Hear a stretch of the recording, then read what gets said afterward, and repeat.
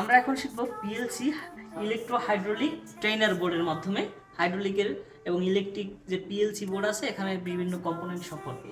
প্রথমে আমরা দেখব এটা হচ্ছে কন্ট্রোল মডিউল, এটা হচ্ছে সিপিইউ, এটা হচ্ছে power module, button module, relay module, এটা হচ্ছে রিলে মডিউল।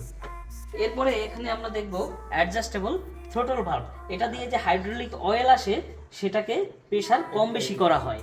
এটা হচ্ছে হাইড্রোলিক প্রেশার গেজ, এর মাধ্যমে দেখা হয় যে কাজের ক্ষেত্রে কতটুকু প্রেশারে কাজ করতেছে। এটা হচ্ছে সলিনয়েড অপারেটেড ডাইরেকশনাল ভালভ, এটা হচ্ছে হাইড্রোলিক অয়েল কোন দিকে যাবে সেই কাজটা করা হয়। আর এখানে এটা আছে সিলিন্ডার, এটা হচ্ছে পিস্টন, এটা হচ্ছে প্রেশার সেন্সর, এটা প্রেস হলে ও সেন্স করে যে কোন পর্যন্ত এটা আসছে। এটা হচ্ছে প্রক্সিমিটি সেন্সর, এটা হচ্ছে একটা প্রক্সিমিটি সেন্সর, এটার কাজ হচ্ছে যে সামনে কোনো বস্তু আসলে সেটাকে সেন্স করা বা কোনো স্পর্শ ছাড়াই সেন্স করা। আর এটা হচ্ছে pressure release control unit hydraulic সিস্টেমের, এটা হচ্ছে অতিরিক্ত যে প্রেশার আসে হাইড্রোলিকের সেটা রিলিজ করে সেফটি প্রদান করে। ধন্যবাদ।